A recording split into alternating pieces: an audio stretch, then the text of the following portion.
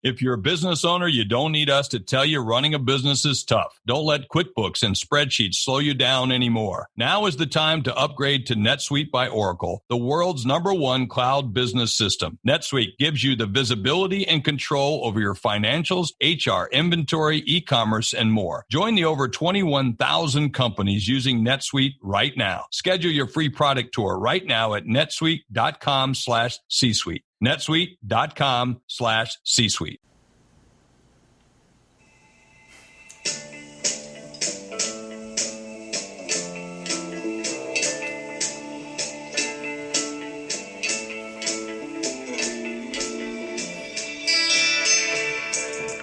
Welcome to the Superhero Homies podcast. My name is Quentin, and as always, I'm here with the homie Kevin. Hey guys, good evening again. Hopefully everyone's had a great week. Over here it's been pretty fun. I know that much for myself. How about you, dude? How you doing? I mean, I don't know if fun's the word I'd use. I'm the one who has fun doing this show. Okay. This is the fun portion. This is the of fun the week. portion. We look forward to this. Yeah. Indeed. Oh, hell yeah. But yeah, I hope you guys have had a good week, good weekend. Yeah. So, you know, we're going to try to bring some joy to your sorrowful souls this Sunday evening, as most of you are probably heading to work tomorrow. Maybe so. Or, who knows, maybe some of you out there have been enjoying your in-between time like I have. You know, watching Jessica Jones or something cool That's like right. that. Yeah. Jessica Jones. Yeah. She season 2 just came out. I'm only 2 episodes deep. You're how many? 4? Yeah. I'm on episode 4. Yeah, I'm enjoying it so far. Yeah, no, it's stupid good. Right. Yeah. I am. I guess not really. Well, I don't go ahead and say it. I'm a little nervous for season 2 because, I mean, there is, at least you're farther on than I am, but there's no David Tennant, and he was a real tentpole to season 1. No, he was a great villain. I agree with you there. I'm not sure how the villain for this one is going to hold up. I haven't really caught wind of whom that person is yet, but I am curious how they're going to pull it off as well. Yeah, first I thought it was going to be Nuke, but he's seemingly dead because they killed Simpson and spoiler alert. Dadgummit! Just what's the rest of the comic news? We upset another listener out there. He's lying. People. That's right. But he's totally not dead. And Luke Cage came off and gave Jessica fireworks. And coffee. Shit. That's the thing about this podcast. That sometimes, I get a little too casual and I'm like, oh shit, well, that just happened.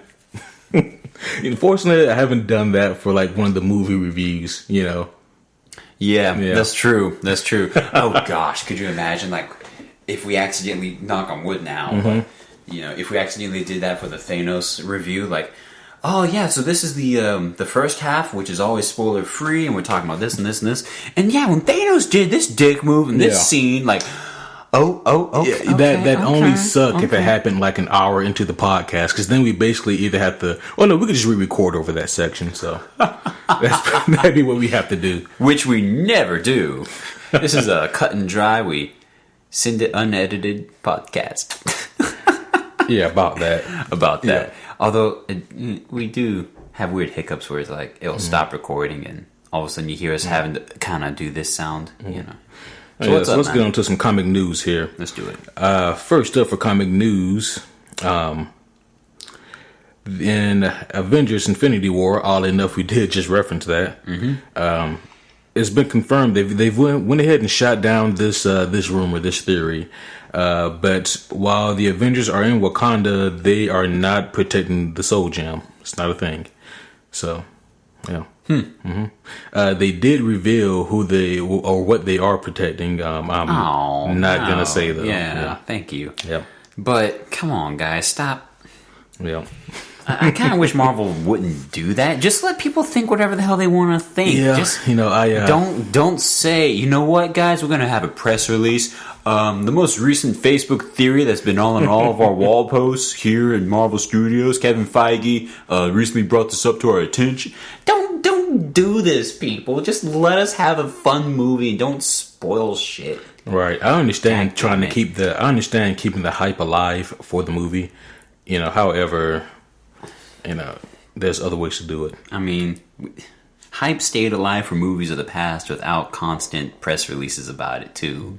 You know, that's my feeling about it. Everyone has a different one, I'm sure. Yeah. Whatever. Yeah. To be fair, though, it's not even arguable. This is the biggest comic book movie of all time.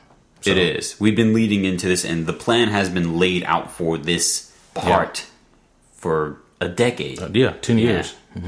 Yeah. Next up, the Joker origin story may use plot from Killing Joke. Yeah. Okay. And of course, Martin Scorsese is producing this one, so I think that's damn good. Yeah. What else has he done? Just let's talk about that. Martin Scorsese? Yeah, I mean, highlight that for the audience, please. So there's Goodfellas, there's Casino, there's Shutter Island. There's a shitload of stuff that he's done. I'm having to come to mind now, but like now you know. Yeah, extremely gifted director. But I think that's really fun though, that if they try to adapt the story. I mean, I don't know still how I feel about like a Joker origin, just because we still don't really know the Joker origin. I'm trusting, and you know me, I'm an optimist above all else half the time, unfortunately. That's ironic. But I don't know. I'm putting faith in the writers that they understand that fact too. That it's not just the few speckles of observant fans that know the origin story that we have of the Joker is not a true origin. Like, he doesn't even reveal to us at all anything like that. We can't say that it's not a true origin. We don't know if it's true or not. Exactly. No, that's what I'm trying to say in so many words. But I don't know. I'm hoping that the movie conveys the same tone to us and doesn't try to concrete out this is it. You know, trying to make it canon, if you will. But anyways. Yeah, we'll see. There's still a casting for the movie, but right now they're still leaning towards Joaquin Phoenix for now, so we'll see. Okay, cool. Yeah. Next up, Kristen Wiig has been cast as Cheetah in the Wonder Woman sequel. Yep. That's kind of funny. I like that. I mean, I don't know if I would have chosen her, but that's funny to me. Nope, don't know if I would have chosen her too. No, I mean, like, what? No offense to Kristen. I love her work. She's a hilarious woman. I've seen a few of her things where she was actually just being herself, more in like talk shows and things like that, amongst other actors. She seems to have a great persona. And again, her roles, I've loved a lot of the stuff I've seen her in, but it's like, I'm not sure I'd strike her up as a cheetah, you know? Yeah, you know, that's true. But to be fair, you know, people rolled their eyes when Gal Gadot was cast as Wonder Woman. So all we can do is, I mean, people absolutely did. So I mean, she's got the talent to pull it off. You know, she's up there in acting capability. Yeah. I personally have never seen her in a role to compare her to this. Yeah, just that. I mean, she went from Saturday Night Live to DC villain. Anyways, let's move on. Moving on, Kevin Feige, he reveals when Fantastic Four and X-Men work starts. The answer is not quite as as awesome as you think it would be. I was waiting for that. Notice the pause there. Yeah. So essentially, he basically came out and said, "Look, guys, we have to get through Infinity War. We have to get through Captain Marvel. We have to get through Guardians 3, Doctor Strange 2. We have to get through what we have on our palette now, and hopefully by then the deal will be finalized with Fox." And then, you know, we'll start preparation for that. Sure. Did he give us a projected year or a grouping of... No. Nope. Okay. Which is safe on his part. That's PR 101, you know? Yeah. Don't give them a date, otherwise they hold you to it. Yeah. Yeah. Exactly. Yeah. Speaking of which, the Black Panther sequel has been confirmed. I mean, I'm sure that we all you know, expected it. But for them to go ahead and give it the green light so soon bodes well because I mean this movie has been phenomenally successful. Rich Rose Run to the next bit of comic book news. Wait, I think I know this bit. Just crossed $1 billion. Yeah. Has it beat the Dark Knight trilogy yet? Well, then it's not battling the trilogy; it's battling the Dark Knight. Oh. Thank you. Thank you for the correction. But has it yet? No? I read only at one source that it did. I'm not sure if it's been confirmed or not. No, I read a source as well saying the same, but I don't know yet. Yeah. That could be happening as we speak. Yeah, could be. That means people love Prince's story. If it beats The Dark Knight, then that means that Black Panther is the biggest standalone superhero movie of all time. Which, wow. Yeah. Like, damn. Hell yeah. Let's see here. Next up, Todd McFarlane says that the Spawn reboot will begin filming in May. Okay. So yeah, that's awesome. Yeah, that's good. Hell yeah. This is, kind of going to tie into a little bit as to what we're going to speak about here for our subject for tonight. Mm-hmm. But I'm really grateful that this movie is going to be made, because I feel like, in the midst of what we have now as far as comic book movies go, this is, kind of going to be a breath of fresh air, something that's going to be needed for the genre. So, okay. Yeah. Cool. So I'm really looking forward to the Spawn reboot. And that is actually it for the comic news this evening. Cool. Okay. Yeah.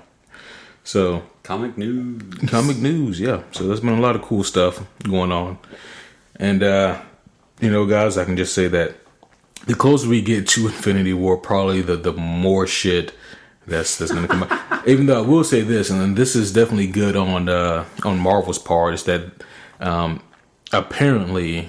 They've been filming false scenes for the movie, Smart. Yeah, or I like that. I will say they filmed false scenes, because the movie finished filming like months ago.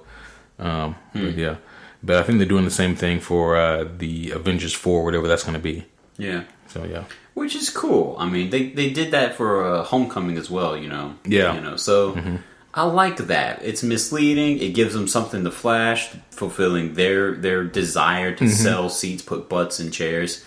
But it also helps to not spoil anything for us. That's the primary reason for doing it. Yeah, it's the compromise, the happy middle ground. Right. They did the same thing for Game of Thrones. Actually, they filmed a bunch of false scenes. I don't remember. Yeah. They did the same thing for Walking Dead when Negan first came on the scene. I mean, it's just really smart work. Yeah. Especially when something's big is happening, then you want to cover your bases, you know. So yeah, that's it for comic news. But let's get into the comic question of the week. Kevin, are you ready? Sure. I'm all out of Monster Juice. Let's do it. Okay. Caffeine junkie. What? Who said that? I don't know about caffeine junkie. A little bit. It's sugar free though, so it's only caffeine, not caffeine and sugar. People. All right, Kevin, your superhero question of the week. Which superhero movie made the least at the box office? Well then, is it A, Elektra? B, I forgot that was a movie. Oh shit. Is it B, 2015 Fantastic Four? Is it C, Steel? Is it D, Superman 4 Quest for Peace? Oh my gosh. Or is it E, Punisher Warzone?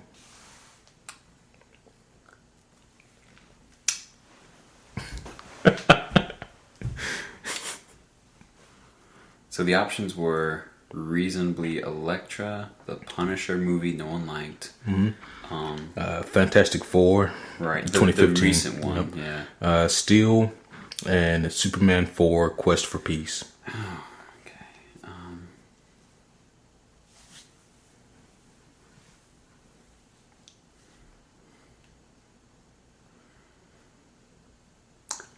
I'm feeling it's tempting to choose Fantastic Four, but a lot of people still had to have seen that in order to.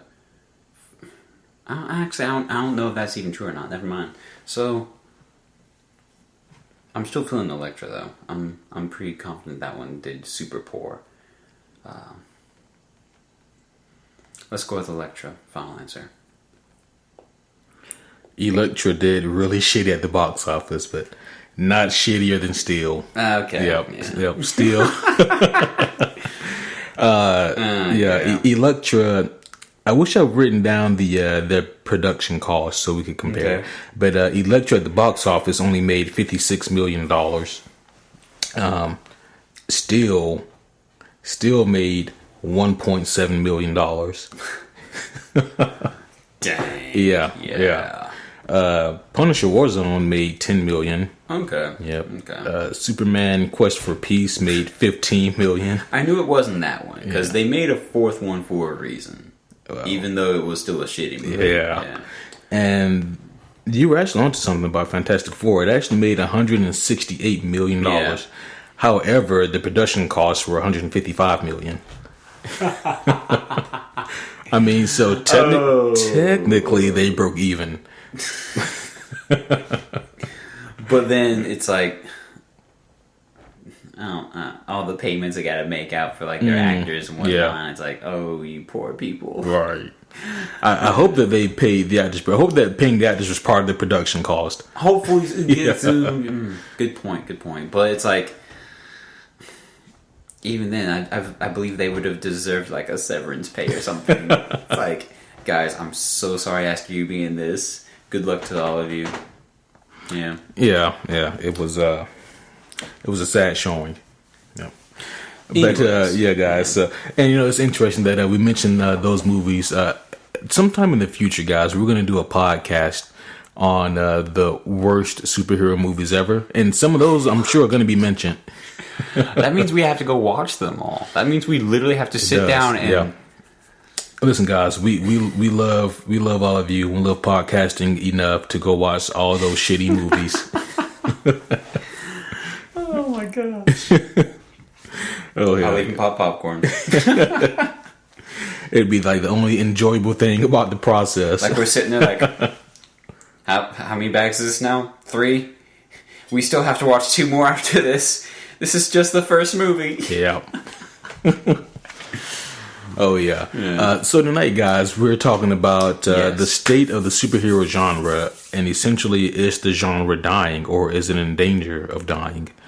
And, last week when we mentioned the fact that we'd be covering this topic, we said that we know that this question sounds silly in the midst of Black Panther, which just made over $1 billion, and Infinity War, which is on its way, and which is probably surely going to make $1 billion. Tons. Yeah.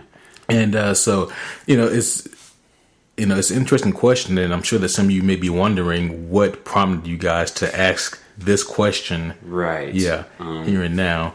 Here's the thing, guys, at least from my perspective. Yeah. I feel that, we are in the cusp of like the superhero genre. Like we're at the peak of it. Like it's doing amazingly well. But we have to realize that can it always be this good? And how much better can it get? True. Superhero movies are dominating the box office. Very much so. It's inflating Hollywood right now. Yeah, like typically nowadays a quote unquote bad superhero movie makes more than most other movies. Very true. Yeah. I don't know. I feel like an appropriate ground to really help us kickstart this subject off tonight. Yeah. Oh, actually, I had an idea too, but we can. Yeah. Okay. It might be along the same lines. Hopefully, it leads into yours quite well. Yeah. Mine is a little out there. But okay. Yeah. Well, I was gonna say actually, the first thing to help hopefully all of the listeners here to understand, definitely the subject matter or the potential for this problem, for my choosing of what to label it. Comic book movies have changed. Mm-hmm. They've changed a lot of things, and they themselves have also changed and progressed as time has gone on since the beginning of comic books hitting the big screens. Right. I mean, when comic book characters were created, they were written in all different times and ages of our culture and who we were as a people and where we were at socially and whatnot, And there's a whole lot of sciences, and no one wants to listen to that bullshit. If you did, there's a whole lecture on it somewhere at some college campus, I'm sure.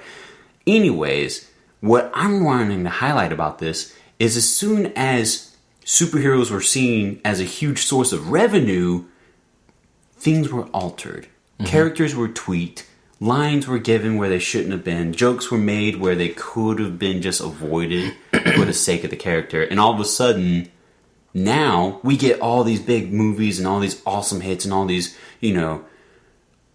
really just overall fun experiences, whether or not you enjoyed the movie or whether or not it wasn't your favorite, or that doesn't matter. What matters is, in this moment, in this subject text, the movies are changing the comic book realm.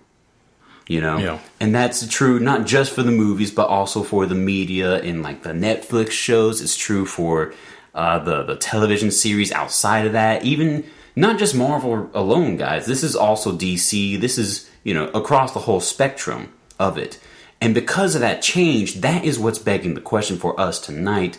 Is the superhero genre dying out, or is it, I suppose if you need to change it for your own assurance here, is it ultimately changing? Yeah, exactly. That's the way I really wanted to highlight the thought process here tonight. Yeah. What was yours? Oh no. So essentially, what I wanted to do here, guys, for the beginning here, is that I wanted to actually talk a little bit about Batman and Superman. That's why I wanted to kick things off here. Yeah.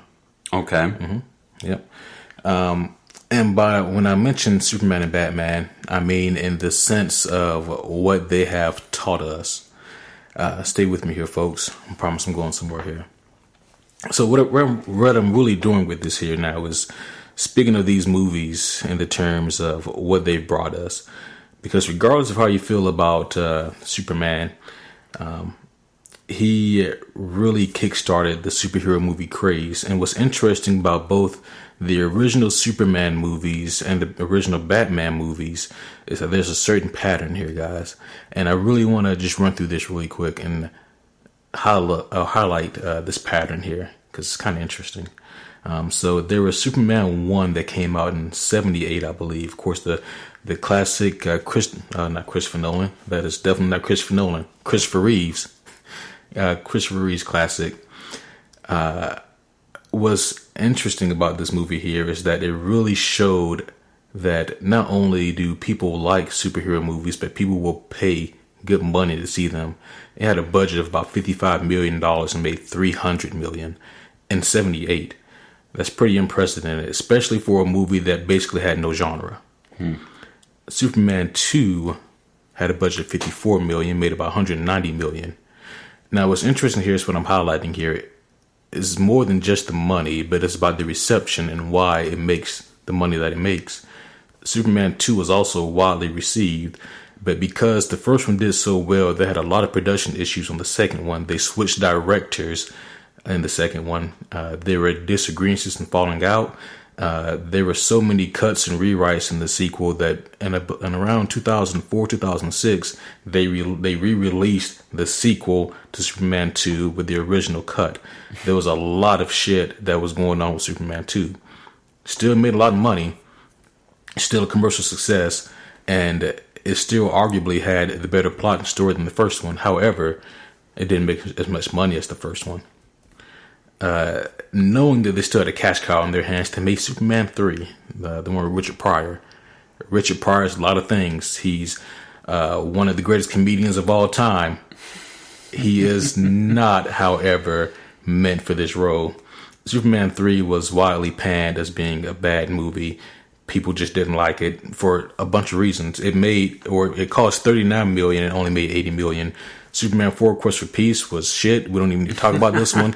All we need to know is that it only had a budget of $17 million and made $36 million. And so I want you guys to keep that in mind here, kind of how those movies went. A few years later, we move on to 1989 and we have Batman. Batman had a budget of $35 million and made $411 million. At the time, it was the highest grossing movie. At the time it was the fifth highest grossing movie of all time. Holy shit.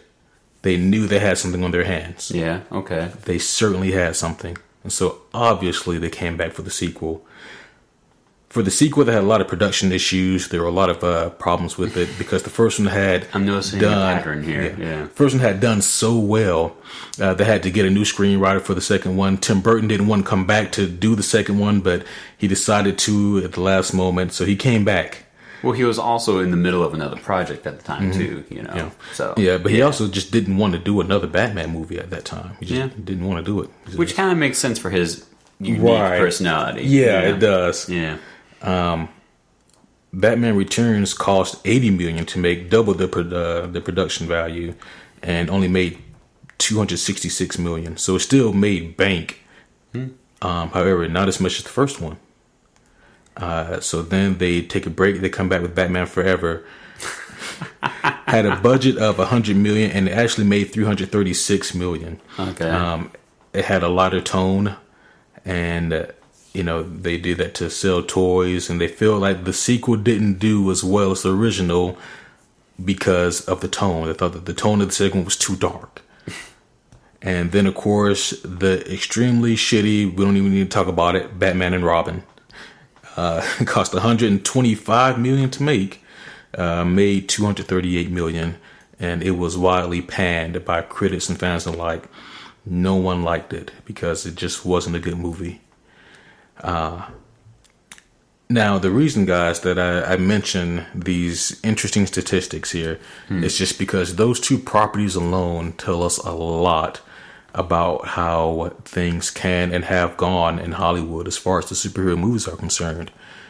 When we get the first of anything in a superhero genre, and when it's done well, like the original Superman movie and like the original Batman movie, it's going to work because people do love these properties and people do want to see these heroes on the big screen. They're going to flock to it. They're going to see it. The movie's going to make good money and it's going to get raving reviews. When the sequel comes around, because they have this honeypot on their hands, there's a lot of production issues. There's typically a lot of problems on the set. There's typically delays and reshoots. And essentially what happens is that the second one doesn't do as well as the original. Even if the sequel is good, it doesn't do as well. And my personal theory, and I've even said this about Avengers, is because it's already been done.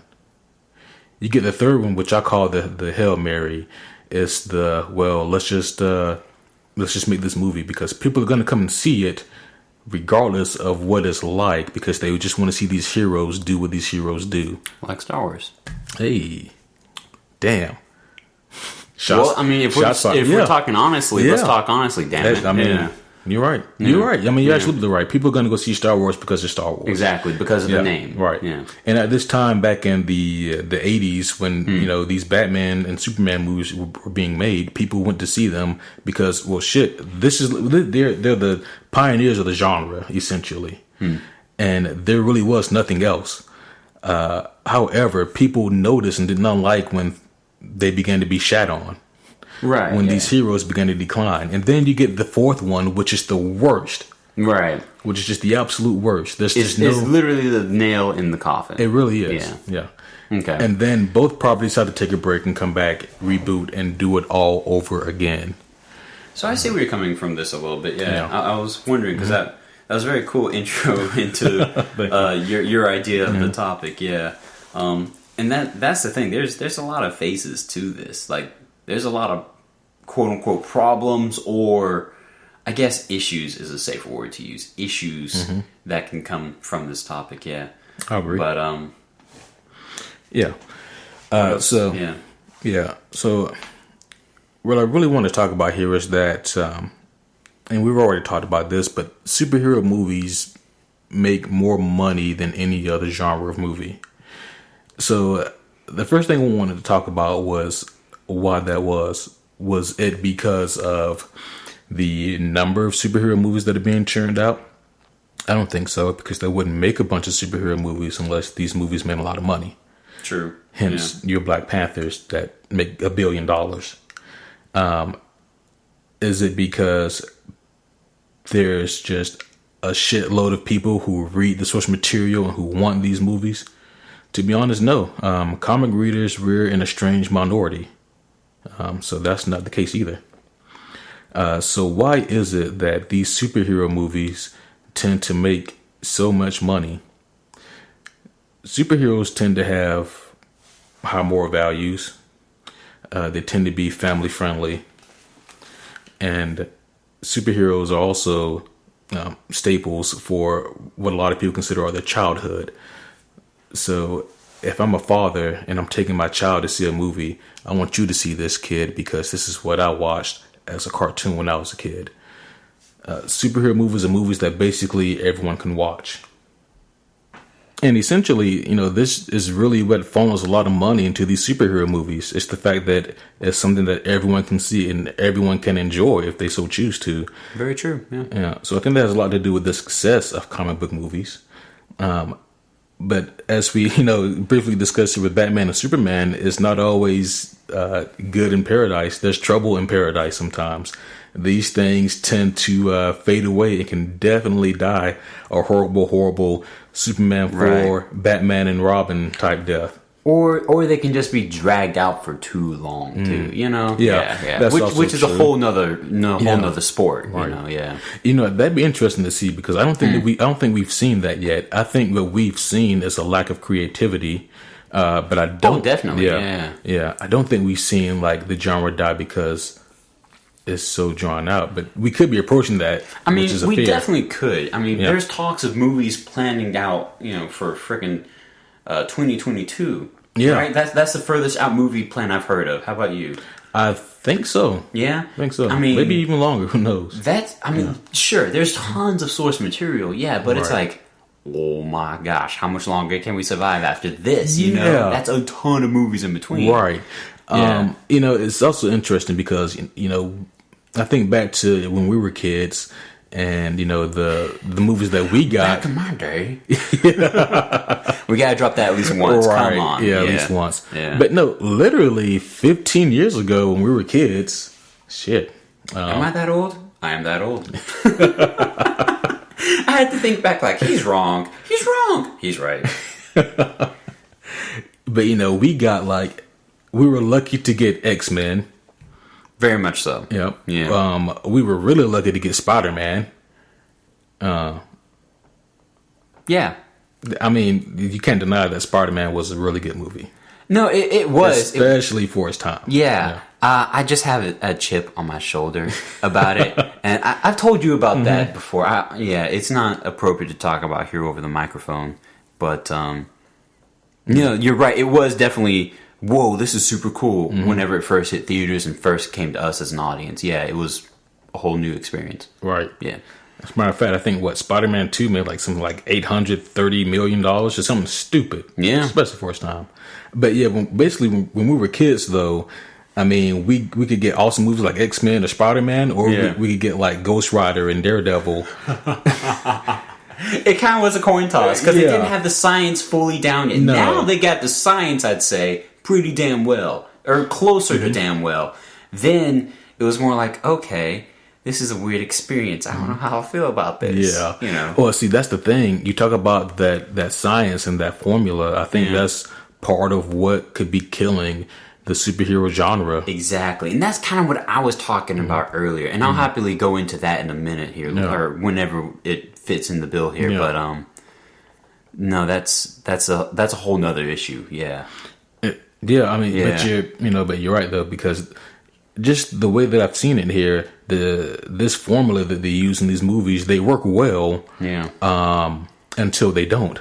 I have a funny idea about that though. Yeah. So you've watched some of these movies, whichever ones, fill in the blanks for yourself, with your dad, right? Yeah. Oh yeah. So let me ask you this: have you guys ever watched like FX will sometimes put up like a Ghost Rider or Daredevil or something up on the channel, and you'll watch it, and you'll sit there thinking to yourself, I know this is a shitty movie, I'm watching it anyways with my dad, and he's enjoying the movie. Like, to him, it's a good movie, and you're just like, I can tell you 15 reasons right now without thinking, without breathing, why this is a bad movie. Yeah. Yeah. I mean, that to a degree is the pure...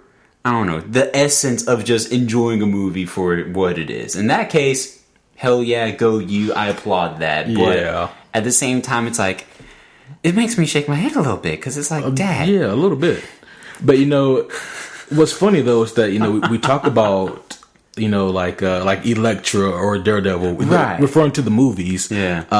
Like we gave them hell back in the day because they weren't the best movies, but not nearly the amount of hell we would give them if those movies came out today. Oh yeah, no. Today, thanks to social media making things like stay in our face for so long, we not even throw it against the wall. Not even that. I was talking about more of the sense of what we have now and how much people rag on things now, despite the fact that it may not be that bad. Right. Yeah. And also, we have so much now. Back then, we didn't have that much to compare it to. Yeah. So we kind of took what we can get. I hear where you're coming from now. Okay. Yeah.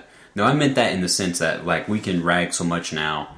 And now it's just made easier for people to rag. Like there's literally a website that says, hey, what you want to rag about today? And it's called Facebook, and it's called Twitter, and it's called Insta. And it's like, let me take a picture. And in the caption, I'm angry about this movie. And it's like, oh, whatever. Yeah. But again, to further drive the point you were making home. Yeah.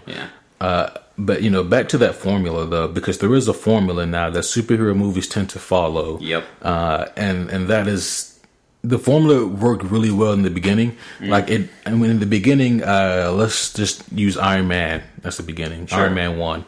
He had a formula, and that formula worked really well. It worked damn well. Yeah. But then they kind of came back and reused the formula for pretty much every other Marvel character introduction movie. I was literally gonna drop Ant-Man was a great example of that. We talked about the cliche techniques, which is essentially the formula they used in that to make us like who we needed to, hate who we needed to, and just get behind everything like they wanted us to. Right. Yeah. Doctor Strange. Yep. There's literally a lot of movies that follow the same formula. Yeah. And the problem is that I feel like these movie makers know that, look, people are going to come and see this movie now. So as long as we have our ducks in a row, we're giving you guys the formula. You just fill in the blanks. I feel like that's where they tell the story right. Basically, yeah. And that, the formula being their weapon, how they make their money, it gives them the freedom, and I think you were just about to say this too, correct me if I'm wrong, but it gives them the freedom to alter details as they see fit. They literally pulled the tapestry of these great stories given to us in our childhoods and in these comic books and say, we're going to cut and paste a lot of shit. We're just going to change this, and we're going to make the elder one this old, younger female, and we're going to do this to the main storyline of this character, and we're going to do all this crazy shit. And it's like, okay. But they fit the formula. Thus, exactly. And plus, to further drive another point you were just making a second ago home, I feel like now it's less the name of the superhero that's going to drive people to see the movie, though that's definitely a driving point. A lot of people will just go see the movie because Marvel made it. I completely agree. Yeah. Nowadays, I think Marvel's that powerful. Oh yeah, they are. Marvel is it's not just the superhero conglomerate, it is the movie conglomerate. Exactly. I mean, what other movie studios can compare to Marvel? I just thought of a bad joke, but it might be true, and I'm scared to give it power. But Marvel could make a rom-com, and people would flock to see it. Yeah, and they're very capable of doing that. They are, and it's funny, and I'm scared at the same time. They could make a superhero rom-com, and yeah. If this Black Widow movie ever gets made, I'm afraid they might do that. Actually, there was a skit made. Oh, whose late show was that? Someone did a late show where Black Widow and Ultron.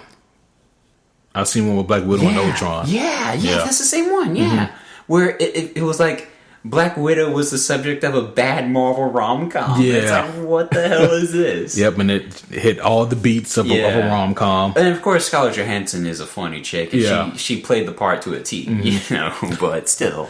Yeah. Back on topic here. I feel that a lot of people, slowly but surely, are beginning to catch on to the fact that there is a formula here.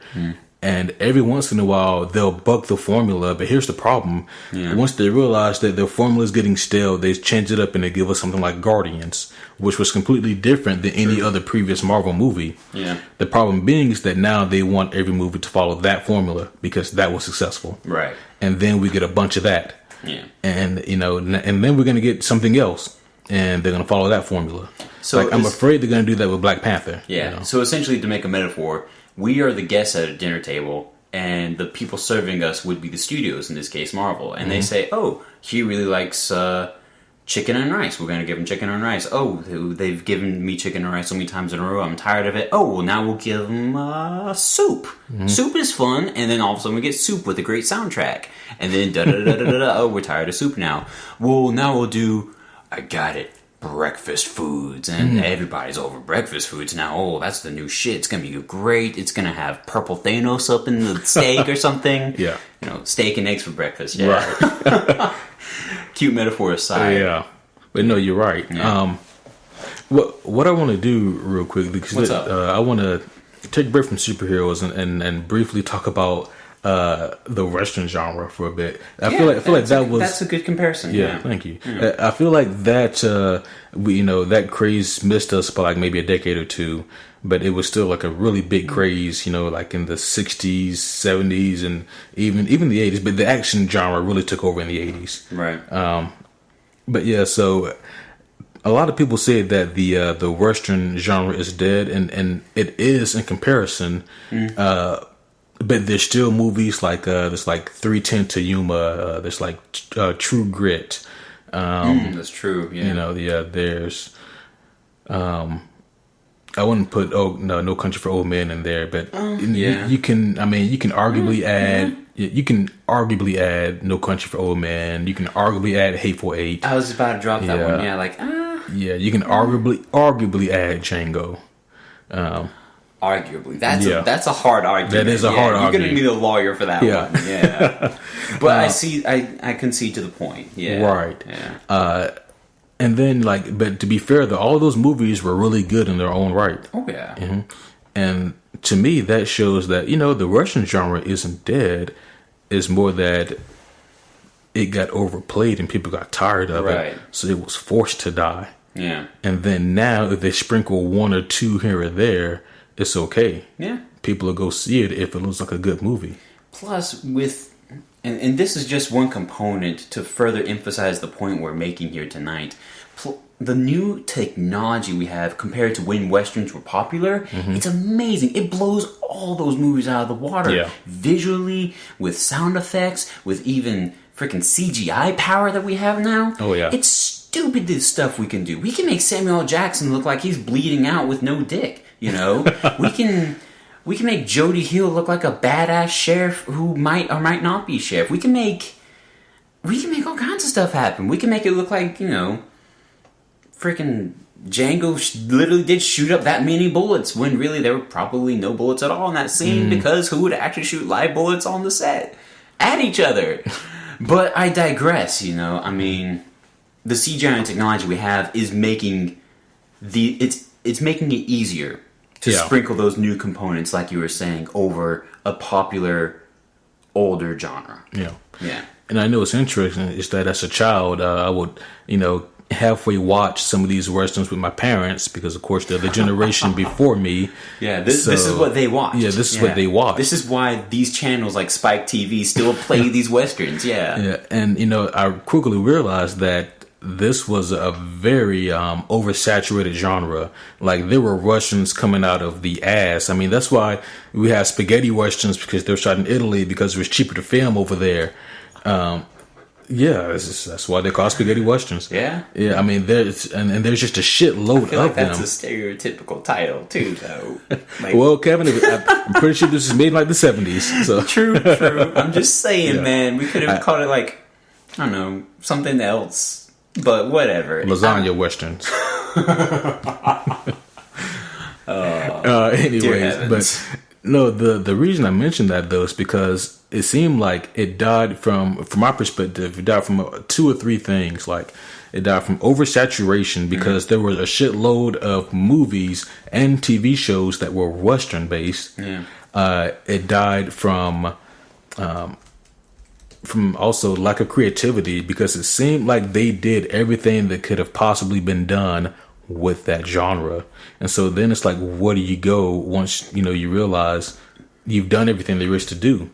But then I really think the nail in the coffin, coming off of that last argument, was the fact that the audience also realized that they had seen everything that can be done with this genre. So it's like, where do you go from there? What do you do after, this genre has been ran to the ground? What do you go from there? And the answer is, you really don't go anywhere. You really have no place to go. You just kind of have to die. So yeah, that oversaturation just doesn't end. Okay, for kicks and giggles, I went ahead and Wikipedia'd westerns, the genre, and they literally have 6 bullet points stating the common plots of these movies and these television series, and like the 6 ideas that they fleshed out tons of, I'm sure dozens of times, scores of times, literally, to just reamp these movies and to ship them out, you know? Yeah. I mean, outlaw gang plots, cavalry fighting some Native Americans, revenge stories, rancher protection stories, all kinds of crazy stuff. And it's like, I'd like to defend it, but I can't. It's a good point. It's a good point, yeah. Very few Westerns go outside of those bullet points. Yeah. I mean, they mostly all fall under that category. And then there's only so much you can do with those, and then you'd have nothing else to go off of. Yeah. So yeah, unfortunately for Westerns, I mean, we really don't get much of them anymore, simply because there's not much more we can do with them. Very true, yeah, and they got to do some crazy stuff with the Westerns, I mean, they even took the Western plots and did like weird settings with them. Yeah. Like I remember some discussion I heard as a young kid with space Westerns. There was like 1 or 2 movies made with that. It was the same plot as a Western, the same feeling and tone, and maybe even a shared actor or two, but with a whole different storyline set in some crazy, just full on like foreign set, just crazy stuff like that. But either way, that's just further, driving home the point that at this point in the Western life, they're making their 4th Superman. They're making their Batman and Robin. Right. They are putting all the nails they can into that coffin without realizing that they're doing so. Yeah. Yeah. Yeah, I agree. Oh, yeah. I agree. But Blazing Saddles was still funny as shit. Let's move back to superheroes, though. Yeah. I did feel like that was necessary, because there are some patterns from the Westerns to the superhero genre. So the next thing I want to talk about, and I just want to go ahead and say this, guys. Once again, this isn't a fact. This is just my own personal opinion here. But from my opinion, I don't think that Marvel Studios, that is, owned by Disney, I don't think that they made this deal with Fox to acquire the rights to X-Men and Fantastic Four because it's good for business. I think that they wanted to acquire the rights to these properties because they need to for their survival. I believe that. But I think also the need comes from even more of a base desire, more so than that. More so than strategic, what else we're going to do story-wise. I think it just comes also from money, too, Like, they need to tell these stories because they want to make that money, essentially. And that can be argued to and fro and whatever the hell you want to do with it. But you and I both know Disney's not afraid of making a dime. Yeah. And in buying these properties, helping them make more money, of course it will. Plus, hopefully we'll get some good movies out of it. I mean, well, yeah, because essentially my whole idea on this, though, was that they need to acquire these properties for their survival, right? Because what do you go after Thanos?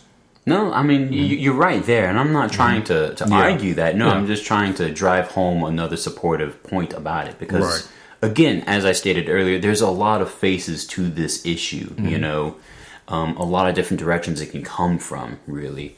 But no, you're right. After Thanos, it's like, so what's the threat after this guy? Exactly. Do you do another 10-year build-up?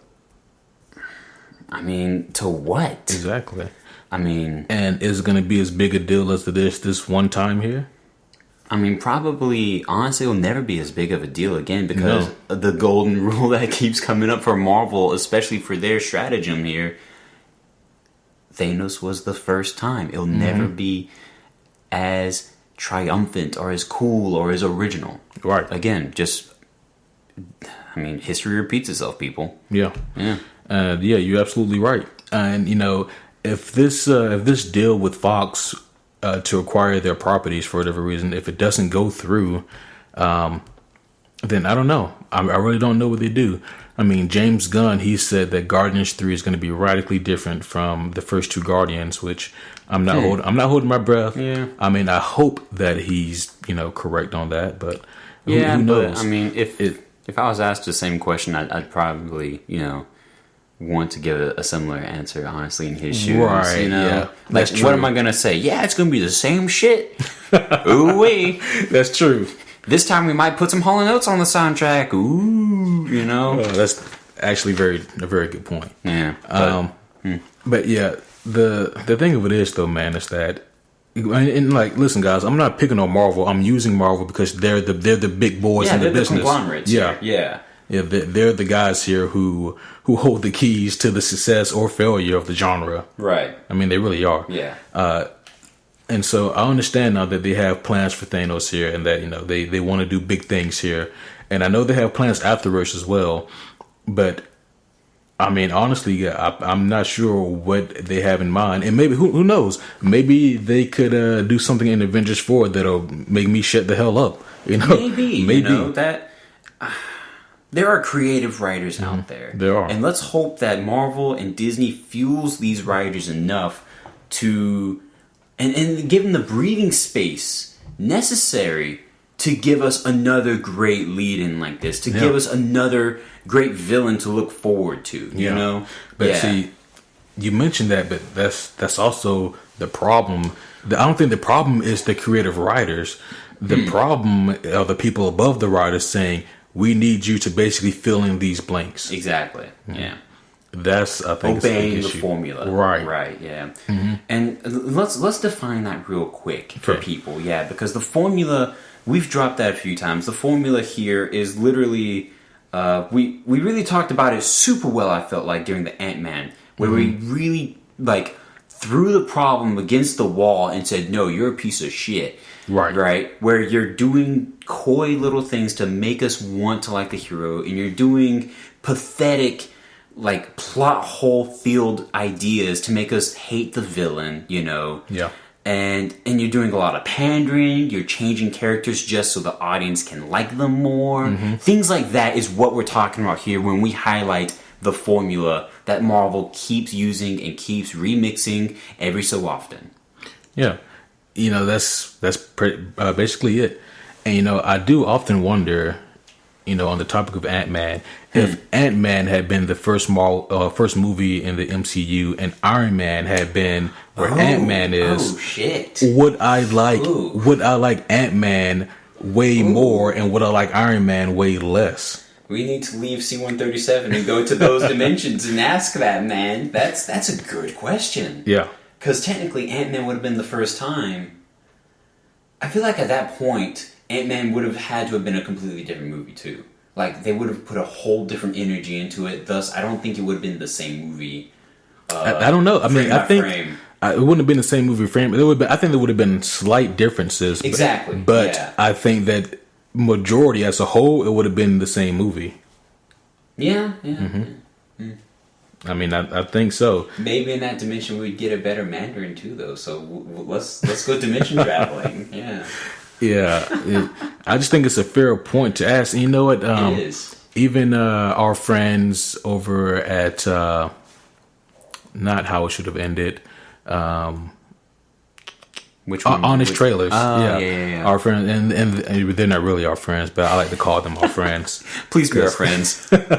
We like friends. They make really good shit. So if you guys haven't seen any of the Honest Trailers on YouTube, just Google Honest Trailers, and then you guys can think Honest of Trailers, and then what movie you want to think of. Right. Yeah. There it is. They did an Honest Trailer for Doctor Strange. Oh, good. And it was eerily creepy when they showed the side-by-side comparisons from Doctor Strange and Iron Man 1 and how the shits were the same movie. Oh, that is literally the PowerPoint presentation to our topic tonight. It is. Or a large chunk of our topic tonight. Yeah. Yes. Oh my gosh. Yeah, I mean, This is depressing. Does that mean we just repeat ourselves? That's what's happening. Like, I'm having an existential crisis here where I'm literally like, let me pull myself out and become the third person view here and say, oh shit.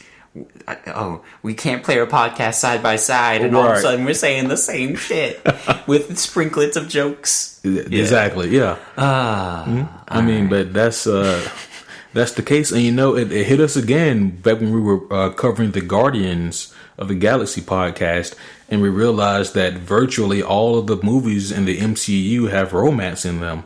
Yeah. And then actually the formula. Our guest of the year for 2017, Caleb, sent me a text, and he said Ragnarok is about the only one. And I was like, you are correct. Yeah. Ragnarok's about the only exception to the rule. But literally every other one has some kind of romance in it. But yeah, so next, I want to talk about something that I put in here for a couple of reasons. Honestly, I put this next subtopic of discussion in here because one, I think that it pertains heavily to the overall topic of discussion, and two, I know that you really like this, buddy. Next, we need to talk about Logan and why it stands out, but in a good way. Ooh-wee. Yeah. Let's do it. So we talk about the formulaic movies that we get in the superhero genre. Right. But then at the beginning of 2017, we get Logan. And I'm not going to lie, going into the movies to see that, I had my reservations on it. I was afraid that it was going to be like the third act of Wolverine. Or even worse, that it be like X-Men Origins Wolverine. Or even worse, that it be like X-Men 3. There's definitely been error previously to highlight that worry, for sure. Shitty movies happening beforehand. Right. But what we got was something that was vastly different than any other superhero movie.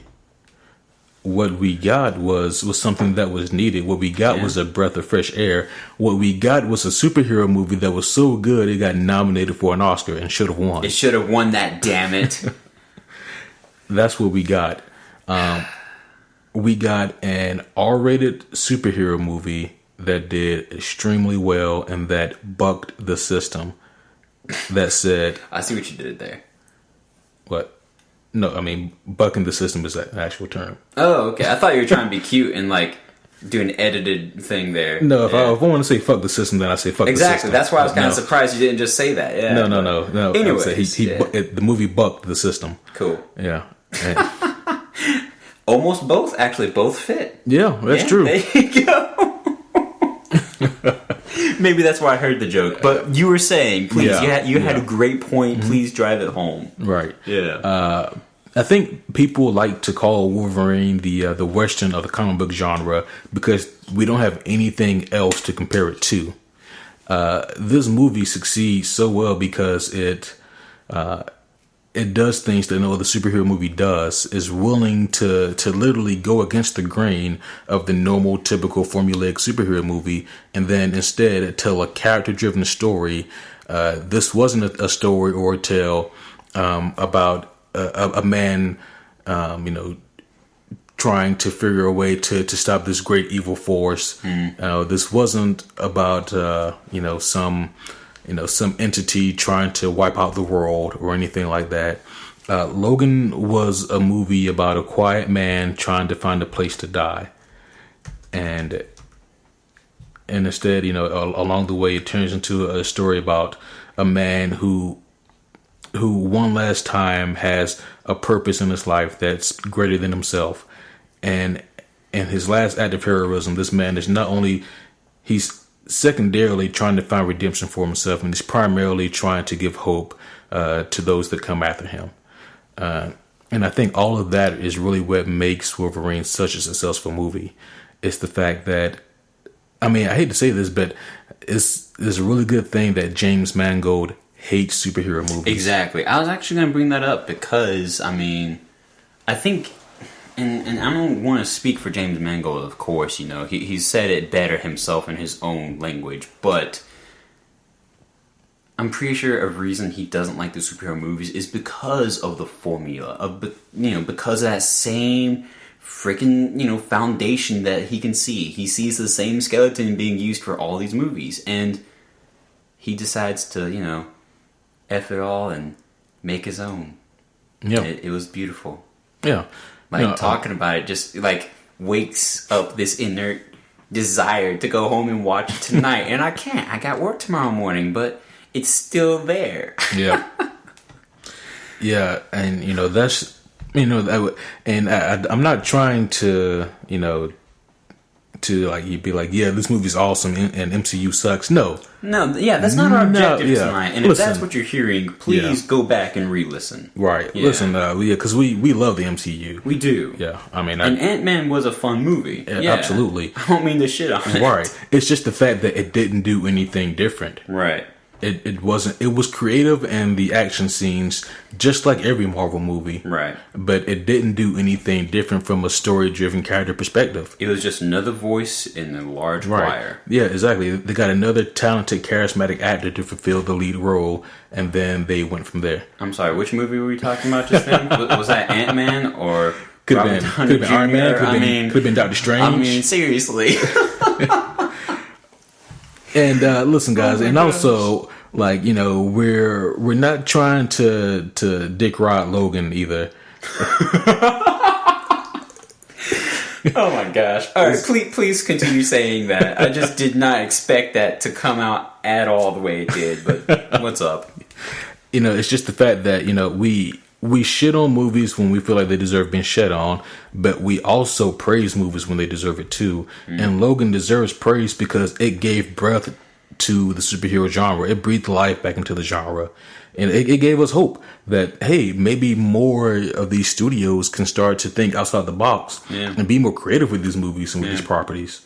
I think, honestly, they have to go into it with the mentality of telling a good story and making money being only the secondary objective. As far-fetched as that sounds in their world. Right. Because Logan financially did not do well to most comic book movies. No, because they chose to make it rated R. Because, like you said, they wanted to make the story first. Exactly. They wanted to make a good movie above anything else. And if anything, that's almost like...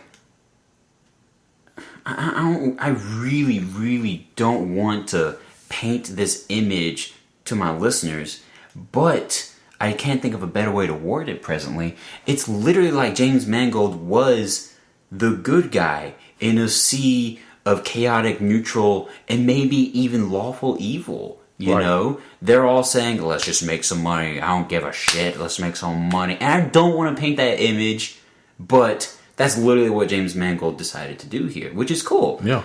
Which is the opposite of the problem we've been highlighting all night. Exactly. Yeah, like you said, everyone basically took a pay cut from making a rated R movie versus a PG-13 movie. Hugh Jackman included. Hugh Jackman willingly took that pay cut to really make the Wolverine movie that he knew should be made. I mean, he originally even wasn't going to do it. He said, nah, this is... I don't know if I want to do this. But then, luckily, I mean, the movie came first. And that's was awesome. Exactly. And I think that should be the theme for tonight, is that the movie should come first. Actually, we can fill in that blank with a lot. The movie should come first. The original character should come first. The story should come first. Yeah. And not the need to make money or the Hollywood formulae. Yeah. You know? Or, well, we can't make this a rated R movie because we need we want the whole family we to got come. butts and seats. We gotta get more people in theaters. Right. Yeah. It shouldn't be about that. Yeah, like, it should be about telling a good story above all else. Exactly. It shouldn't be telling a good story within these confines. It should be about telling a good story, period. Right. And honestly, that's kind of the doorway to what I was telling you previously before we sat down tonight. The way that I heard this issue, when it was first asked of me, do I, Kevin Keister, think the comic genre is dying? Yes and no. No, it's not, because the comic genre is still making mad money. Like, comic books are selling more so now than they have ever before. Like, literally, this past year, profits have already doubled from all of 2013. Which is awesome. Oh, yeah. I think 2013, I wrote it down, they made $870 million total from comics and graphic novels and things like that. This year, 2016, so 2 years ago, they've already broke like $1.8 billion, which is more than double. Yeah. But that's not the point I'm driving here. Comics aren't dying. It's just that comics, after they've been given the attention of Hollywood, and Hollywood has said, hey, come into our city. We're going to make you into movies. We're going to make you into big stars and take you out of these, printed pages and panels and put you instead into frames and silver screens. You don't go through that without changing. You don't go through that without Hollywood saying, you know what, we're going to tweak this character here. We're going to change this story there. We're going to do what we want to your property, making it different, thus killing the original comic book idea, And so that's, again, like I was saying, that's a whole nother type of the same issue here, Yeah. But it ties into that really well. They change the story and pander it so they can make the money. They do so they can, And I don't want to color in between the panels here. I don't want to say all of them are like this, because I'm sure that there are some people on set who are like, no, we shouldn't do this. But a lot of people still change the story willingly. Yeah, that's almost like one of our previous podcasts, Comics versus Movies, that we did. But yeah, that is also a really good point. As far as like the source material changing, like we discussed in that podcast, it's in every superhero movie. It is. Literally every single one. Just because, for one thing, it's impossible. Yeah. and also, there's various different reasons. Like, you guys can listen to the podcast. Yeah. But, you can tell when they do it for the sake of pandering versus they do it for the sake of telling us a fresh story. Right. For instance, the one perfect example that always flares up in my mind like a neon sign, Baby Groot. Like, who the hell is that in the comic books? That's no one. But in the movies, no, that's a cute little piece of shit made to get people to buy keychains and little Baby Groot toys and to fall in love with cutesy little no one here. Yeah, that's true. That's my example of it, and that's my rant. Yeah, that's me complaining some more. Yeah. Also, in preparation for this podcast, guys, I was thinking about like the superhero genre, obviously, and what about and really about like what is holding this genre back or what's stopping it. And I thought about it, and then I realized that the superhero movies as a genre, their greatest villain is probably the fans. It's probably all of us. And the reason I say that is that we've grown way too accustomed to it. I think it's partially due to the fact that maybe the superhero genre is oversaturated now. The fact that there's about a dozen or maybe even more superhero television shows with more on the way. The fact that there's 6-7 superhero movies in a year. Yeah. There's just a shitload of superhero content now. Yeah. Because everyone knows that it makes money. It's true. The superhero genre nowadays is just the new Western. Yeah. It's extremely oversaturated. But the reason I say that the fans are potentially the biggest villain to the superhero movies now is because as fans, as the audience, we oftentimes feel a little entitled. We oftentimes are dissatisfied with a product that 10 years ago would have been fine. But really, sometimes our biggest problem is the fact that we want something different, but at the same time, we don't like things that are against the formula. I can kind of see where you're coming from there. Yeah, I mean, like case in point is this eternal DC versus Marvel thing. That needs to let up. And a lot of people. We were talking to a friend just the other day, and he says he doesn't know why people don't like Justice League. And I said it's because it's not Marvel. It's because Marvel didn't make it. Yeah. And the thing of it is that with DC, out of all the shit that they do wrong, out of all the shit that they screw up, one thing that one thing that I've never faulted them for was the tone of their movies. Yeah. Because at least they were trying to make something that was tonally correct for the story they were trying to tell. It wasn't like a Ragnarok, in which case you have a serious story with a comedic undertone. Yeah. You know, I'd much rather you give me something that's different that I haven't seen before. Give me a Man of Steel versus giving me the 78 Superman that we've seen 40 years ago. True. You know, give me a darker Batman that matches him in the comics versus the Adam West. Also, yes. Yeah, you don't have to give me something that matches your competition. Give me something that you guys think is good. Yeah. You know? That's an interesting take on it. Yeah, I do like that. I have mixed feelings to admit to you about the idea of we being the ultimate villain. I do agree with you, though, that we do ask for something, you know, against the formula. But then as soon as they give us anything, it's like, well, man, it wasn't to the daggum comics. You know, me imitating the voice of someone, anyone, I don't know. But I do agree with that to a point. I think we're part of the problem. I think, however, it still takes two to tango here. No, I didn't say we were the only problem. I said we were the biggest problem. Yeah. Well, I mean, I still even that. Yeah. I have my own reservations. Yeah. I was about to say my own reserves with. I have my own reserves, right? Like preserves, you know. Yep.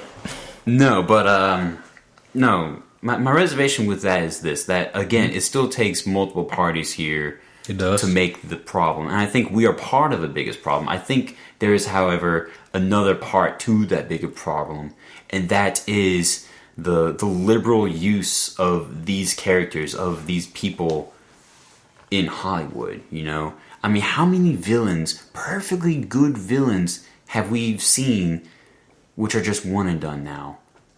You know, for the sake of an easy telling of the story, for the sake of let's get rid of them to get up to the bigger villain coming up later. You know? Like, how many great villains have we seen thrown away? You know? I think that's equally part of the problem. You know, that's... Well, I would say that, I mean, throwaway villains is part of that formula. Right. But it's... I don't know if I mean, yeah. I mean, because the formula is part of the problem as a whole, you know. I mean, yeah, the throwaway villains, it's a shitty thing, but yeah. I mean, I mean, don't get me wrong. I wish that they didn't have throwaway villains, you know. Right. I wish that they used them to their full potential. Exactly. I mean, they stopped at Loki, then they picked up with Killmonger. Basically, yeah. Yeah. And we'll see how Thanos goes. Yeah. But yeah, don't get me wrong, guys. Like, we as the fans, like, yeah, we're not the only villain, but I do think that we're a really big culprit. We are definitely a big culprit. I agree with you wholeheartedly there. I still got to go back and sit on some more. Yeah, I think that. I mean, obviously the other corporate is the studios, right?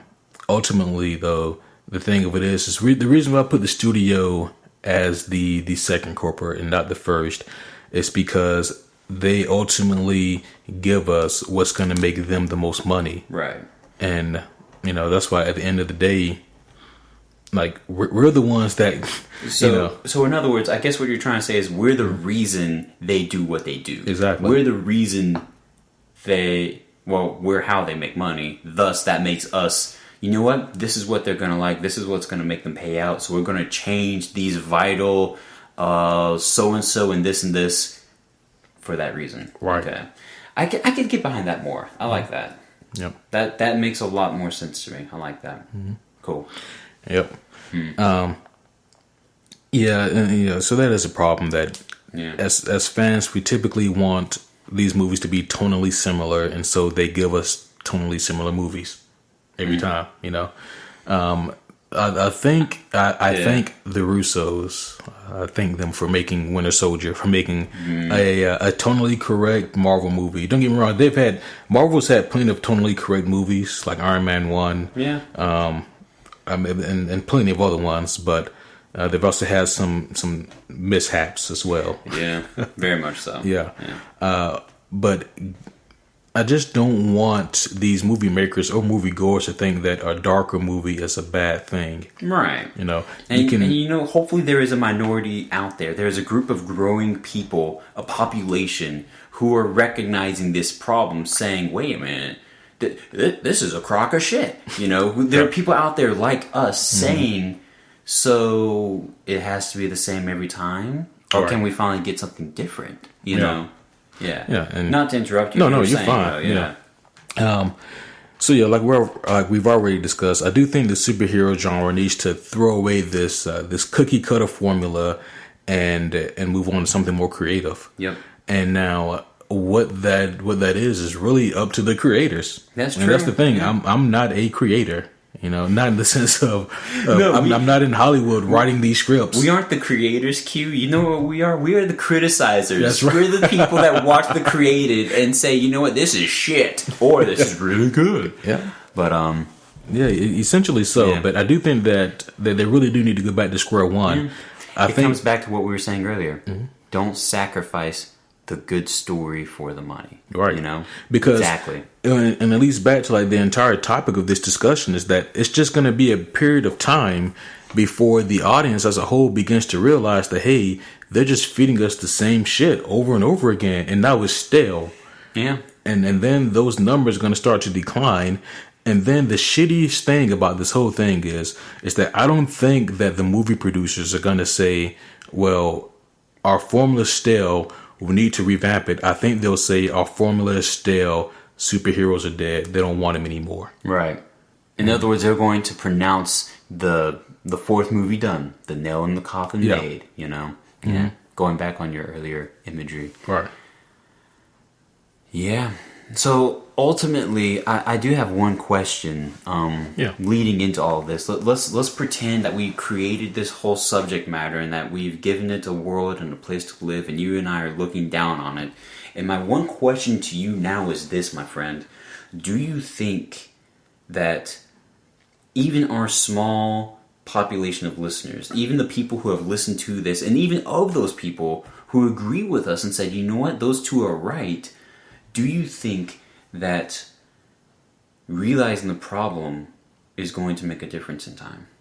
Or is this all for naught? Or is it inevitable, is what I'm asking, for the superhero genre to just wear itself out and to wisp away? That's a really good question. Yeah. And it actually leads right into like the next point I was going to make, which is essentially, I think that there's some things that we need here.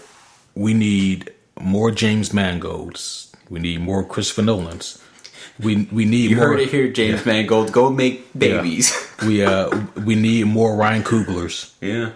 We need more people who, in this day and age, amidst the cookie cutter formula, are willing to step outside of that and give us something creative. Not only that, but we also need great actors and actresses, great powerful cast members who are willing to put the story before their paycheck. Yeah. I feel, I don't know if they'd be willing to do that, but I feel like most of the actors, though, do a really good job. I really can't knock them. No, I can't knock them either. Yeah. Either they do a really great job or they do a really good job doing what they're asked to do. Mm-hmm. Yeah. But I know that certain actors have turned down roles or have said no just because of money and the paychecks and the numbers of it all. Right. Yeah. And that's true, Yeah, that is true. Yeah, not everyone's going to be a Hugh Jackman, and and want to end. I mean, I'm sure they all would like to end with like the perfect story for their character. Oh, of course. I mean, Hugh went out, guns blazing, son. But probably not at the sacrifice of their money, right? and that's just an unfortunate truth. Yeah. But yeah, the reason I say those names is because each of those directors have been extremely proficient in bringing us something new and creative. I mean, we already discussed James Mangold and Logan, and how that really did, tell us that, hey, there's other ways that these movies can go. They cut out a window and said, look out here. See this? This is different. This is new. Yeah. And not only different and new, but it's good. Oh, it's great. Yeah. Yeah. Of course, Christopher Nolan, I mean, what more do I need to say? He gave us, of course, the Dark Knight trilogy. The Dark Knight, the movie itself, Dark Knight, came out about 10 years ago now. And it's just now being toppled, as the highest grossing single hero movie. Yeah. And after 10 years, Good point. I mean, and that right there gave us a more grounded, gritty, realistic approach to superheroes. I mean, guys, like, don't be afraid to try to go that route, something like that. Christopher Nolan had a vision. James Mangold had a vision. Ryan Coogler, he decided to mix real world issues amongst his superheroes and to try to blend that together, and it worked beautifully. Don't be afraid to try something new. You know, like it doesn't have to be the same old. Like, it's funny, talking about Killmonger in respect to Darren Cross from Ant-Man. I mean, because we talked about how shitty that villain was. Right. Yeah. And for our Black Panther podcast, we praised Michael B. Jordan and the writing for that character for how good Killmonger was. Yeah, true. And they really did play a huge impact on the movie. Oh yeah, yeah. And also the fact that what they were fighting for in the movie made it that much more impactful. And I feel like there's just not a lot of that now. No, like movies don't have that same impact. They don't have the same, that same drive or desire to be creative. Like I think the Russos are the closest thing we have. But besides that, I really can't think of that many other directors out there who are currently in the superhero genre who can be another Ryan Coogler, which hopefully he's still with the MCU and going to do the Black Panther sequel. I would love that. That'd be good. Yeah. It'd be really dumb of them to get rid of him this early or even ever. Yeah. I don't think James Mangold is going to do another superhero ever again. So it's surprising he did one, knowing his feelings about it. It's surprising he did two of them. I know. Yeah. Shit. Yeah. And of course, Christopher Nolan. Like, we're not going to get that again. So yeah, guys. Like it. It really just depends on these studios being willing to step outside of the box and to be creative. I think they like the formula because, as we've been discussing, it makes them a shitload of money. And as long as the genre makes the money, then they're going to stick with it. Yeah. And a majority of people, they eat that shit up. You know? They do. It's basically a longer sitcom. Right. Oh my gosh. Oh, that's all it is. It's just a longer sitcom episode. It's just Full House for 30 minutes dragged on to 2 hours. Whole shit. Well, damn. I'm kind of sad now. Interesting because Full House did have like a formula. Exactly. Yeah. That's a lot of those sitcoms did, but yeah. Let me ask you this, Kevin. What's up, Q? I'm sad now. 10 years from now, do you think the superhero genre is going to be better than it is now, worse than it is now, or about the same?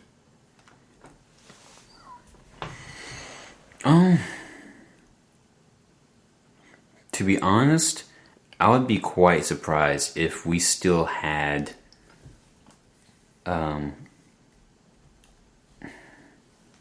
would be surprised if we had more than like a fraction of attention from Hollywood. I know we're not going to have near as much push from Hollywood as we do today in 10 years. I already know that at that time, we are no longer a raging fire in Hollywood. We are a flickering candle, So the answer to your question in the sense of movies and the big screen and the attention we'll be getting with that, no, those will all be dusting Blu-rays and whatever new technology will come out by that point on our shelves, more so than continuously flourishing things until, I mean, I guess in 10 years they could finally start thinking of a decent remake for X-Men. You know, by that point I'd be surprised if we didn't get one, to be honest. But, I mean, in other words, in 10 years, I think the comics will still be thriving. Yeah. The comic book industry, it'll be changed, but it'll thrive. Yeah, you're right. I think you're right on that. Comics have thrived for nearly 100 years. Exactly. So, and they're not going to slow down. They've had ups and downs, but they've survived. Oh, for sure. Yeah. And who knows how many more decades like the 90s we'll get, or who knows if we'll find another decades like the 70s. You know? Sure. But I digress. The point is, the comics and Marvel and DC and superheroes in general, I think they're going to be just fine. I think their attention in Hollywood, however, their quote-unquote 15 minutes or, 15 plus years really, is going to dry up. That's my projection. Yeah. Unfortunately, I think you're right. I kind of had the same idea. I think that 10 years from now, I think that we may see the superhero genre on a decline. And guys, for all the homies out there listening, obviously, I hope that we're wrong. I mean, yeah, it'd be cool if we're wrong, but at the same time, I don't want them to oversaturate, and all of a sudden, I get a cut rate wannabe Wolverine who, even though they tried and recasted him really well, just sucked in my mind because I was so attached to the old. That's a different issue, though. So I'm going to shut up. Let's move on. Yeah, I think that 10 years from now, we may reach that point where we're at Superman Quest for Peace, where we're at Batman and Robin. Yeah, where we are literally putting the coffin in the ground, just saying, "Are we done yet? Are we good? Are people tired of this shit yet?" Yep. Yeah. Mm-hmm. And once again, guys, I don't want that to be the case, but just the way they were heading, it may be that way. Because right now, just like the Westerns, like we're just trending these bitches out. There's so many. I mean, how many are coming out this year alone? Let's tally. It was 8, but with the drop of New Mutants being pushed to next February, it's 7. And how many does that make for next year so far? What are we feeling? Oh shit! I don't even know how many for next year. I was about to say. I don't even know either. Yeah. New Mutants. Yeah. Shit, I don't know what else comes out for 2019. Actually. Yeah. I think we get Flashpoint 2019. Yep. And don't remember what else.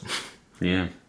But I'm sure that either way, there's more than one for next year, and the year after that, there's probably gonna be more than one. And you're right. They're being filmed and produced and churned out on a conveyor belt. Right. What was we discussed like creativity being something that needs to happen and originality being what they need to survive. And really what I had in mind was essentially that Logan was a superhero movie. Yeah. But it played out like a Western. Right. And it worked because of it. Oh, yeah, it more than worked. Yeah. Yeah. Hell, I'll even give this to Marvel. Guardians was a superhero movie. Played out like a space adventure. Yeah, that's true. And it worked. It did. It definitely did. Yeah. Yeah. People loved it. Yeah. Winter Soldier played out like a spy political thriller. And that shit worked. Yeah. So my point is that they have options. You just really have to think about your properties here and about how you can best and originally use these guys. I mean, so there's ways around it. Yeah, yeah, for sure. Yep. I agree. Kind of like tapping into a little bit of each genre there. I like the idea of that, yeah. You know that means eventually we are going to get a Marvel rom-com, though. By that logic, I mean, shit, it's just going to be another domino in the trail. Yeah, well, I mean, even New Mutants is going to be a superhero horror. Which I love the idea of that, just because I'm also a horror movie fan. Right. So, I mean, my curiosity is definitely itching here. Yeah. As I literally scratch my chest. Right. Yeah. But to end my end of the notes here, and I hate to sound so dramatic, guys. So please take what I'm about to say. Don't take it with a grain of salt, because take it more serious than that. But just know that I am a really dramatic and passionate person when it comes to superheroes and comic books and the movies and properties associated therewith. But essentially, guys, I really do think that the future of these superhero movies, the future of the superhero genre, ultimately does rest in the hands of Infinity War. Because Infinity War is going to be the biggest superhero movie of all time. And if Marvel shits the bed here, then we could have a colossal disaster. True. It'll definitely be a large turning point. It'd be a large turning point. Yeah. We still have to remember that majority of the people that go see superhero movies don't read comics. So we can't just assume that because we get something else in the future that can be good in quality, that they're going to be able to get the audience's trust again. I can see your point there. I did also have a similar point I wanted to drive home. Because I know for a few of the listeners out there, they've heard the entirety of this podcast, and we've talked about this subject from so many different directions and from so many different examples that maybe there's one or two out there who are confused. So I want to do a quick summary, essentially. We need a purification. We need a whitewashing, essentially, of our sacred comic book genre. We need the producers who are making these movies who don't give a shit about comic books or their characters or their storylines to get the hell off the staff and to replace them with people who do care about comic books and stories and staffs, and to let those people get directors and actors and people who do care about a good story, about quality over financial gain, more so. Because of course they're going to make daggum money. At this point, who's not going to see the movie? Come on. Except for the hard stubborn and the ones who are super sticklers for some dumbass reason, I'm sure. But my point is, we need people who enjoy these movies not just because they're movies to come back into the field. You know? Yep. Yeah. And that hopefully helps to really drive home to clarify for everybody out there what the hell we're saying here tonight. Yep. Yeah. Yep. Absolutely, guys. Yeah. I think that's going to be it. I think we're going to wrap it up. Yeah. Good. I think we put enough nails in the coffin. Ooh wee. Yeah. Let's just hope that these studios don't put nails in the coffin. I know, right? Yep. Yeah. Yep. And so, once again, guys, obviously, we want all of these movies to be good, and we want all of them to do really well, and we want all of them to succeed. We do. It'd make our job harder, but we do. Yeah. Well, I was going to say, because if these movies fail and the superhero genre tanks, that's a big portion of the podcast. Oh, that would also make our job impossibly harder. Yeah, make it way harder. Like, we're going to need you guys to start reading a shitload of comics so we can review those. We need a balance. Oh, man. But, yeah, guys, so we hope that, this has been fleshed out here. So ultimately, the whole question, though, is the superhero genre dying? The answer is a resounding maybe. But at the time... Oh, my gosh, you just did that. Yeah. You son of a bitch. Oh, that's beautiful. Yeah. I can't think of a more tragic ending. Yep. Okay. Ultimately, guys, only time will tell. Once again, let's hope for the best and prepare for the worst. We can transition to super horror homies once the superhero genre dies. There you go. We'll go over to horror movies. The Amityville Horror, man. Yeah. But let me tell you, The Exorcist is by far. Actually, you know what we haven't done in a hot minute? Oh. Yeah, I actually opened up a page for us tonight. We have not read from the book of the League of Regrettable Superheroes. Yeah. We forgot to do this for a few weeks now. So I wanted to make sure to wedge its way up in there so people don't assume we just burned the tradition. Tonight, real quick, just before we close off, we got a short reading from our girl Phantoma. Phantoma wills it is her catchphrase, apparently. She's the mystery woman of the jungle, created by a Fletcher Hanks as Barclay Flagg. He went under a pseudonym for this because Fletcher Hanks was, in his time, a very notorious and even legendary comic writer and maker, essentially. He had a good name in comicdom, as they would say. But yeah, this was definitely not one of his better characters. She was debuted in Jungle Comics #2 from Fiction House Publication.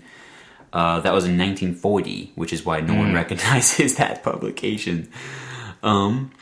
She preceded Wonder Woman, technically. She came before Wonder Woman, True. by more than a year. Yeah, so not by much, yeah. But chances are no one ever heard of this chick. Because I know I haven't before opening the page. Let's see here. She is an animal protecting, kind of resource preserving, kind of jungle-esque chick, as you could imagine, with the whole Mystery Woman of the Jungle title thing going here. Let's see here. Okay, so basically, at normal emotion, at normal feeling, she was a gorgeous woman with some smoky, mysterious eyes, apparently. But if you angered her, she would react much like the Hulk and transform, you know. But she would transform into a...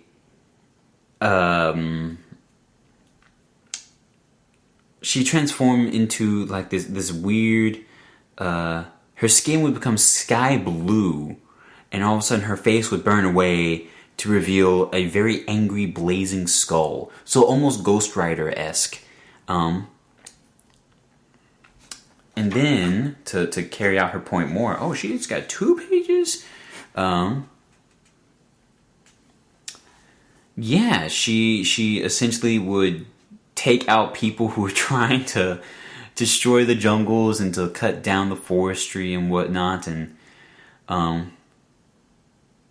that's really weird. What the hell? Okay. She banishes one villain to a dinosaur-populated asteroid, which actually is kind of cool sounding, admittedly. A dinosaur-populated asteroid. Yeah, just flying around in space, and this T-Rex is like, "What's up, bro? I'm not a predator, I'm a scavenger." Yeah. She was capable of all basic types of supernatural acts in this whole angered blazing skull stage. She never had mercy. She would take out any killers or plunderers or people screwing with the forestry or the animals, essentially, you know. She transformed a pair of jewel thieves into creatures which looked like a cross between grasshoppers and dandelion leaves, apparently, which sounds super weird. And she demolished that's kind of badass. She demolished a squadron of military bomber planes who were about to drop bombs on her forest. They were going to bomb a forest? Well, I don't know. There are people in the forest. I'm guessing like some opposing military force, and she just screwed over the planes, got rid of them with some flying sandstorms and okay, this is where it got weird. A flying formation of jungle lions. All right. So essentially, she became a very nature magical entity whenever she got angered, and thus she could use nature in her will, just screwing shit up. That was her, Phantoma, and she did not make it for very long. I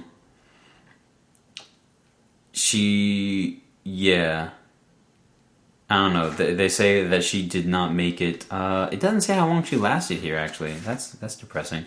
But no, she obviously did not make it much further past 1940. Well, damn. I know, right? Yeah. She must not have, in order to, technically be the forgotten first female hero. Yeah. Damn. Exactly. It's true. But there you go. Hey, we actually remembered to read from it tonight. Huzzah. Phantoma, ladies and gentlemen. But all right, guys. We gotta say it more correctly. Phantoma. Yep. I made that up. All right, guys. We're going to go ahead and close up shop here for the evening. We appreciate you guys listening. Hopefully, you guys enjoyed this one as much as we did. Yeah. But as always, guys, if you have any kind of questions, comments, gift threats, food supplies, then hit us up at superherohomies@gmail.com. Or our Facebook page of the same name, Superhero Homies. Also, be sure to hit that subscribe button as well. You want to. Yeah. And if you already hit it, then hit it again.